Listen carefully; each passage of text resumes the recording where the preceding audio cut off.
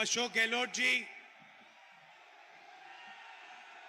गोविंद सिंह दोतासरा जी, सचिन पायलट जी, stage पे कांग्रेस के सारे वरिष्ठ नेता, हमारे प्यारे कार्यकर्ता, भाइयों और बहनों, युवाओं, प्रेस के हमारे मित्रों, सबका यहां दिल से बहुत बहुत स्वागत, नमस्कार।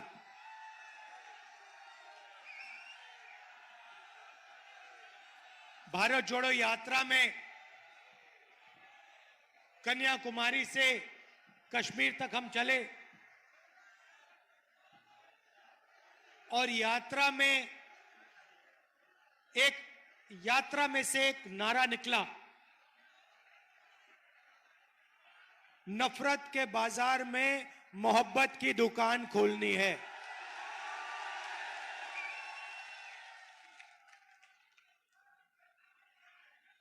लाखों युवाओं से मेरी बात हुई, बुजुर्गों से, किसानों से, व्यापारियों से।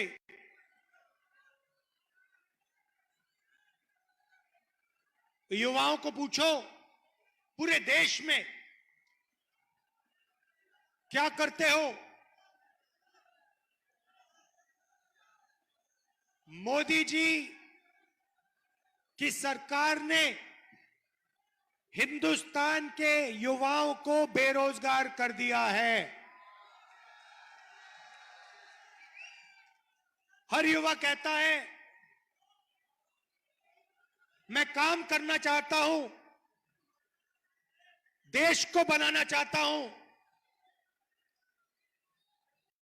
मगर देश में नरेंद्र मोदी की पॉलिसीज ने हिंदुस्तान के युवाओं को की शक्ति को नष्ट कर दिया है। ये देखिए कितना जोश है, देखिए, अब देखिए, इतने जोश से अगर हमने हिंदुस्तान के युवाओं को काम में लगा दिया तो मेड इन चाइना इस दुनिया में दिखेगा ही नहीं, मेड इन इंडिया दिखाई देगा। अब नरेंद्र मोदी करते क्या हैं? 12,000 करोड़ रुपए के हवाई जहाज में 12,000 करोड़ रुपए के हवाई जहाज में 12 करोड़ रुपए की गाड़ी में घूमते हैं। आपने पिछले 10 साल में नरेंद्र मोदी को किसी किसान के साथ देखा है? किसी मजदूर के साथ देखा है? किसी छोटे दुकानदार का हाथ पकड़ते हुए देखा है? नहीं दिखेंगे भाइयों और बहनों। वो आपको हवाई जहाज में अमेरिका जाते हुए देखेंगे, उधर अमेरिका के राष्ट्रपति से गले मिलते हुए देखेंगे, राइट? अदानी जी के साथ फोटो में ऐसे दिखेंगे जैसे दो मित्र एक साथ खड़े होते हैं, मगर गरीब किसान के साथ, मजदूर के साथ, बेरोजगार युवा के साथ नहीं दिखेंगे। नरेंद्र मोदी जी किसानों को, मजदूरों को, बेरोजगार युवाओं को मूर्ख समझते हैं। पूरा का पूरा काम अदानी का, सड़कें अदानी की, सीमेंट के प्लांट अदानी के, एयरपोर्ट अदानी के, जयपुर एयरपोर्ट अदानी का, पोर्ट्स अदानी के। पहले अदानी जी दुनिया के सबसे अमीर लोगों में से 600 नंबर पे थे, दूसरे नंबर तक नरेंद्र मोदी ने अपने मित्र को पहुंचा दिया। यह सच्चाई है। भाइयों और बहनों, दो तरीके की सरकार हो सकती है। एक जो किसानों के साथ, गरीबों के साथ मजदूरों के साथ खड़ी होती है और दूसरी जो अरबपतियों के साथ खड़ी होती है। आप जानते हो बीजेपी अरबपतियों के साथ खड़ी होती है, कांग्रेस पार्टी किसानों के साथ, युवाओं के साथ, मजदूरों के साथ खड़ी होती है। कोविड आया, याद है, यहां पे सब लोगों का कोई मित्र, किसी का भाई, किसी के पिता को कोविड हुआ, लाखों लोगों को कोविड हुआ। कांग्रेस पार्टी ने क्या किया? भीलवाड़ा मॉडल, याद है आपको? भीलवाड़ा मॉडल, घर में फूड पैकेट देना शुरू कर दिया, ऑक्सीजन के सिलेंडर लाए, यूथ कांग्रेस के लोग लग गए, ऑक्सीजन सिलेंडर देना शुरू कर दिया, दवाई देनी शुरू कर दी। नरेंद्र मोदी क्या कहते हैं? ओ थाली बजाओ, थाली बजाओ, थाली बजाओ, मोबाइल फोन की लाइट ऑन करो, लाइट ऑन करो। क्या मतलब है? क्या मतलब है? थाली बजाओ, लाइट ऑन करो। उनका आपने आजकल भाषण देखा होगा, अपने भाषण में पहले कहते थे, मित्रों मैं ओबीसी हूं, मैं पिछड़ी जात का हूं। हर भाषण में मैंने जाति जनगणना की बात बोली, पार्लियामेंट में मैंने एक भाषण दिया, मैंने कहा इस देश में जाति जनगणना होनी चाहिए। ताली बजाइए, और जोर से ताली बजाइए। मैं बताता हूं आपको जाति जनगणना क्या है, आज मैं आपको बताना चाहता हूं। सबसे पहले आपसे सवाल पूछता हूं, इस देश में ओबीसी वर्ग के कितने लोग हैं? कोई नहीं बता सकता, कोई नहीं बता सकता। भाइयों और बहनों, इसका कारण है, यह एक साजिश है। आपको आपकी सच्ची जनसंख्या,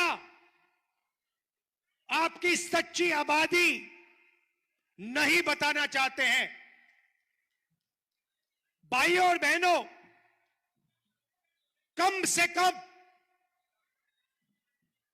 ओबीसी की आबादी इस देश में, पिछड़ों की आबादी इस देश में 50% है। 50%। मतलब अगर आप इस देश में कहीं भी 10 लोगों को खड़ा करो, 5 लोग ओबीसी वर्ग के होंगे। आप अपनी शक्ति समझिए। मैंने सवाल पूछा पार्लियामेंट में नरेंद्र मोदी के सामने, मैंने कहा नरेंद्र मोदी जी, आप अपने आप को ओबीसी कहते हो, ओबीसी कहकर आप चुनाव जीते, 12,000 करोड़ रुपए के हवाई जहाज में उड़ते हो, हर रोज नया सूट नया कपड़ा पहनते हो। कभी देखा आपने नरेंद्र मोदी को 2 दिन में उन्होंने नया कपड़ा ना पहना हो? हर रोज 2-3 नए कपड़े पहनते हैं। मैंने उनसे कहा, मोदी जी बताइए, इस देश में ओबीसी कितने? नरेंद्र मोदी जी का जवाब आता है, भाइयों और बहनों, इस देश में एक ही जात है, वो है गरीब। सिर्फ गरीब, और कुछ जात ही नहीं है। मतलब ना ओबीसी, ना दलित, ना आदिवासी, कोई जात नहीं।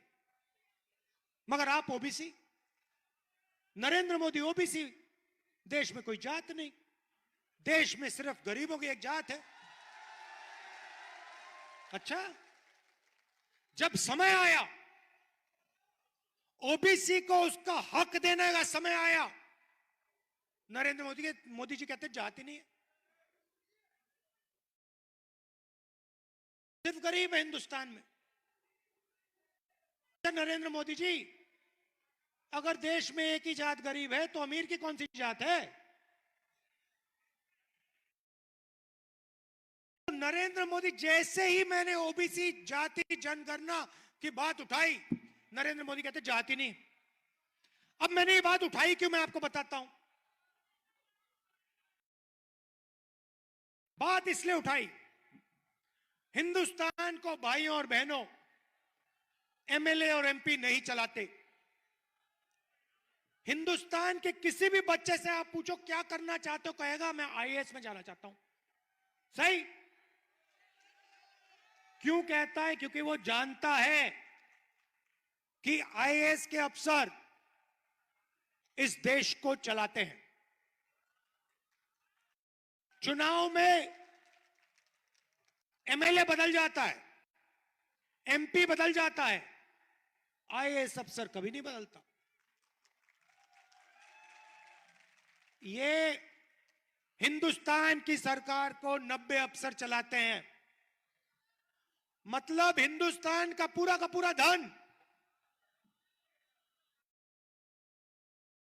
लाखों करोड़ रुपए का बजट ये 90 लोग बांटते हैं।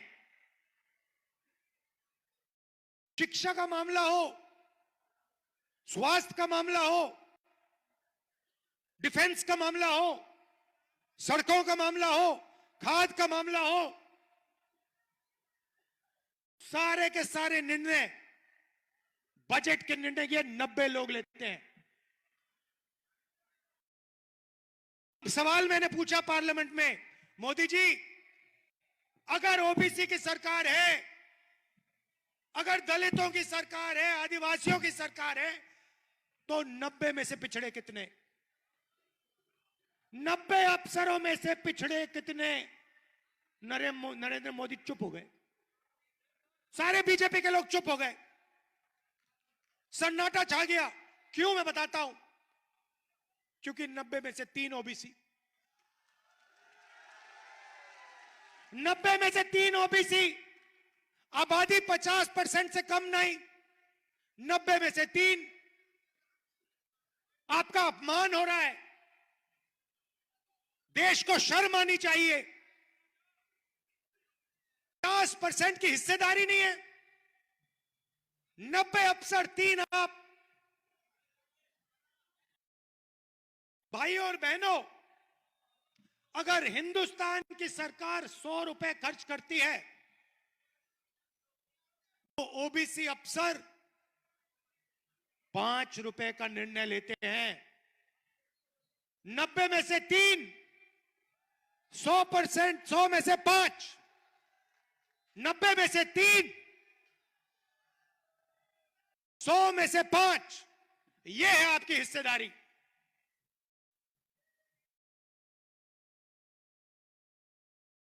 नरेंद्र मोदी कहते मैं ओबीसी की सरकार चलाता हूं। ऐसी ओबीसी की सरकार, मैं आपको बताता हूं। हमने यहां पे स्वास्थ्य योजना लागू की, 25 लाख रुपए इलाज करो, 25 लाख रुपए का इलाज करो। मैं तो कहता हूं गहलोत जी, कम है ये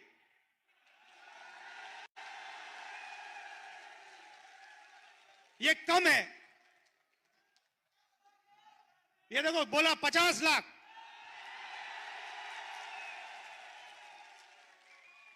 अब 25 लाख में से पैसा किसको जाता है? याद रखिए, अगर अस्पताल में राजस्थान की जनता का इलाज होता है तो 50% ओबीसी का होता है। हमारी योजना, स्वास्थ्य योजना का 50% फायदा सीधा पिछड़ों के जेब में जाता है। हम किसान कर्जा माफ करते हैं, 50% फायदा पिछड़ों को सीधा जाता है।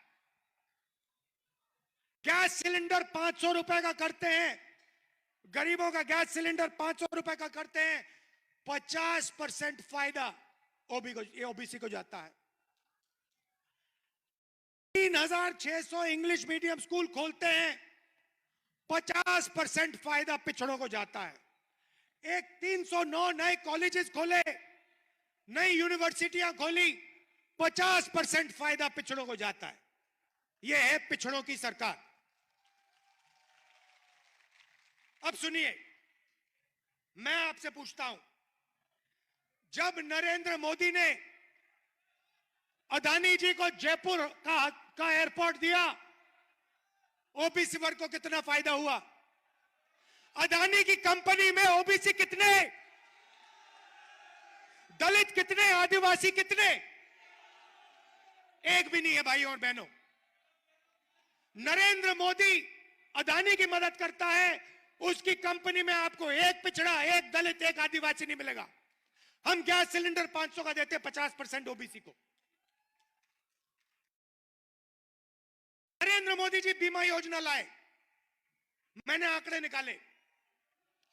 पैसा कौन देता है? जीएसटी से पैसा आप देते हो। कौन देता है? पिछड़े देते हैं, आदिवासी देते हैं, दलित वर्ग देते हैं, गरीब जनरल कास्ट के लोग देते हैं। जीएसटी का पैसा गरीब जनरल कास्ट के लोग, ओबीसी, दलित, आदिवासी, नरेंद्र मोदी जी योजना लाते हैं। एक उदाहरण दे रहा हूं आपको, फसल बीमा योजना, 35,000 करोड़ रुपए आपके जेब से निकाला, 20,000 करोड़ रुपए दिल्ली की सरकार, 10,000 करोड़ रुपए स्टेट की सरकार, 3 या 4,000 करोड़ रुपए किसानों के जेब से बीमा में भरा। ठीक है, आंकड़े याद रखिए। 35,000 करोड़ रुपए नरेंद्र मोदी ने जीएसटी से आपकी जेबों में से निकाला। उसके बाद 16 कंपनियों को नरेंद्र मोदी ने फसल बीमा योजना का पूरा पैसा पकड़ा दिया। उन 16 कंपनियों में आपको ना एक पिछड़ा मिलेगा, ना एक दलित मिलेगा, ना एक आदिवासी मिलेगा। तूफान आता है, ओला गिरता है, किसानी में लिखता है। कौन सा किसान? ओबीसी किसान, गरीब जनरल कास्ट का किसान, आदिवासी, दलित किसान लिखता है, कहता है मेरे खेत में नुकसान हो गया, ओला गिर गया, मैं बर्बाद हो गया। कंपनी वाले कहते हैं भैया तुम्हें हम 1 रुपया नहीं देने वाले, लो। यह है नरेंद्र मोदी की योजना। एलआईसी का पैसा, जानते हो आप, सब कुछ जानते हो। नरेंद्र मोदी की गारंटी, अदानी जी की सरकार बनेगी और चलेगी। हमारी गारंटी किसान, मजदूर, पिछड़ों, दलितों, आदिवासियों की सरकार चलेगी, छोटे दुकानदारों की सरकार चलेगी। तो गारंटी की बात कर रहे हैं तो मैं बताऊं 7 गारंटी क्या है। अब देखिए, राजस्थान के हर घर में एक महिला को 10,000 रुपए हर साल बैंक अकाउंट में हम डाल देंगे। याद रखिए, 50% परिवार पिछड़ों के हैं। इसका 50% पैसा पिछड़ों के जेब में जा रहा है। नरेंद्र मोदी जी इसी पैसे को अदानी जी के जेब में डाल देंगे। गैस सिलेंडर गरीबों के लिए 500 रुपए का हो जाएगा। 15 लाख रुपए बीमा का पैसा राजस्थान की जनता को मिलेगा, नेचुरल कैलामिटी होगी तो। अच्छा, आखिरी बात और शायद जरूरी बात, जहां भी बीजेपी के नेता जाते हैं नफरत तो फैलाते हैं। एक जात को दूसरी जात से लड़ा देंगे, धर्म को दूसरे धर्म से लड़ा देंगे। आज कांग्रेस पार्टी करती है, उनके नफरत के बाजार में मोहब्बत की दुकान खोल देते हैं हम जाके। देश को मजबूत करते हैं, सबको एक साथ लाते हैं। बीजेपी के किसी नेता से पूछो और वो आपको बताएंगे, देखिए हिंदुस्तान के गरीब लोगों को हिंदी सीखनी चाहिए, अंग्रेजी नहीं सीखनी चाहिए। अंग्रेजी मत सीखिए, हिंदी सीखिए। मगर अगर आप उनके बच्चों से पूछें कि भैया एक बात बताइए, आप बीजेपी के बड़े नेता हैं, गडकरी जी से पूछिए, अमित शाह से पूछिए, रमन सिंह से पूछिए कि भैया आप हमें तो कह रहे हो कि हमें अंग्रेजी नहीं बोलनी चाहिए, नहीं सीखनी चाहिए, आपके बेटे इंग्लिश मीडियम में पढ़ते हैं, हिंदी मीडियम में? सारे के सारे जवाब देंगे हमारे बच्चे तो इंग्लिश मीडियम में पढ़ते हैं।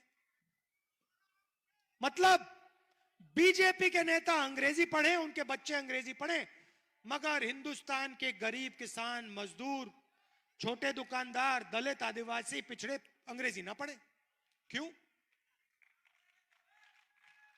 क्योंकि वो चाहते हैं सबसे अच्छी नौकरियां, इसमें सबसे ज्यादा सैलरी मिलती है, करोड़ों रुपए की सैलरी मिलती है, कॉल सेंटर, कंप्यूटर वाली कंपनीज में, इंटरनेट वाली कंपनीज में गरीब लोगों के बेटे ना घुस जाएं। फायदा हो तो सिर्फ चुने हुए 5-10% लोगों को, और जो गरीब किसान है उसका बेटा सपना ना देख पाए। मैं कहता हूं गरीब से गरीब परिवार का बच्चा, बेटी, बेटा बड़े से बड़ा सपना देखें। अगर उन्हें अमेरिका जाकर कंपनी खोलनी हो तो वो अमेरिका जाकर कंपनी खोलें।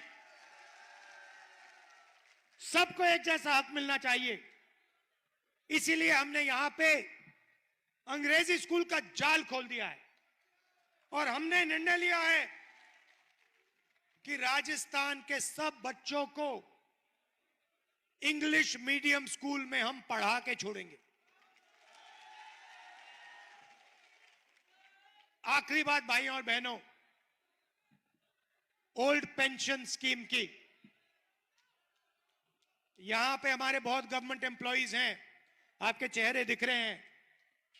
आप याद रखिए, बीजेपी ने आपके जेब में से पेंशन का पैसा चोरी करने की कोशिश की। उन्होंने आपके जेब से पेंशन का पैसा चोरी करके अदानी जी को देने की कोशिश की। हमने आपको आपका पुराना ओल्ड पेंशन स्कीम दे दिया और हम उसको कानून में बदलने जा रहे हैं। भाइयों और बहनों, आखिरी बात,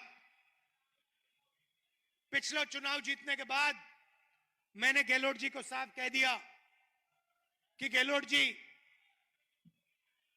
आप एक काम करना, कांग्रेस पार्टी की सरकार है, आप एक बात मत भूलिए, जितना पैसा राजस्थान की बीजेपी की सरकार ने बड़े बड़े अरबपतियों को, कॉन्ट्रैक्टर्स को दिया था,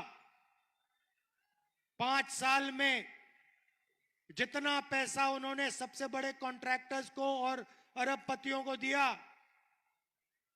उतना ही पैसा कांग्रेस पार्टी की सरकार को 5 साल के अंदर राजस्थान के गरीब किसान मजदूर दलित और पिछड़ों को पहुंचा देना चाहिए।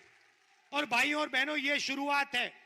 मैं आपको बता रहा हूं, आप याद रखिए, कांग्रेस पार्टी राजस्थान में जाति जनगणना कास्ट सेंसस का सर्वे करेगी और देश में हमारी सरकार आएगी तो मैं आपको गारंटी करके कह रहा हूं, और मैं झूठे वायदे नहीं करता हूं, मैं 15 लाख की बात नहीं करता हूं, मेरी आंखें देख लो। मैं आपको कह रहा हूं, जैसे ही हिंदुस्तान में कांग्रेस पार्टी की सरकार आएगी, हम जाति जनगणना उस दिन शुरू कर देंगे और पिछड़ों की जितनी आबादी है उतना हक हम हिंदुस्तान की रीढ़ की हड्डी हिंदुस्तान के पिछड़ों के हवाले कर देंगे। धन्यवाद। जय हिंद। अब मैं चारों कैंडिडेट को कहूंगा आगे आके राहुल गांधी जी के साथ चारों कैंडिडेट राहुल गांधी जी के साथ फोटो खिंचाएंगे। चारों कैंडिडेट अमित चाचान जी, विनोद गोठवाल जी, अभिमन्यु पूनिया जी, अजीत बहन, सिर्फ चारों कैंडिडेट राहुल गांधी जी के साथ।